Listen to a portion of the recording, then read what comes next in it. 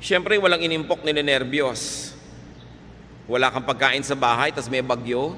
Sasabi, babagyo, 3 araw, 5 araw, wala kang bigas. Nakaka-nervyos talaga yun. Diba?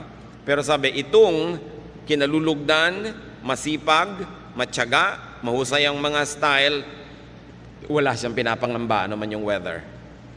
Ngayon, bago tayo malito mga kapatid, may mga makadiyos, masipag, wala pa rin pera. No? Dapat nating isipin kung bakit. Bakit? Kung makadiyos ako, masipag ako, bakit wala pa rin ako? Kasi kadalasan yung pinagsisipagan natin, kahit 1,000 taong ka magtrabaho doon, hindi ka naman talaga aasenso dahil sobrang liit ng kita doon. So you don't only work hard, you have to work smart.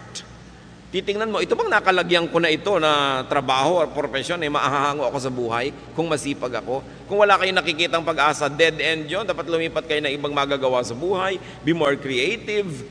Create more. Kasi maraming Pilipino masipag talaga. Pero yung pinagsisipagan nila parang dead end. Parang wala namang makikita kang asenso dun sa lugar na yun. Maliban na lang, maging creative sila and reinvent the profession or reinvent their style to make more money. Proverbs 31:25, this godly businesswoman, she is cheerful about the future. Yun yung pinag-usapan natin, she can laugh at the days to come. Sino ba ang pwedeng tumingin sa kinabukasan na may kasamang ngiti? E di yung may ipon. Lalo naman yung may ipon na patuloy pa rin kumikita.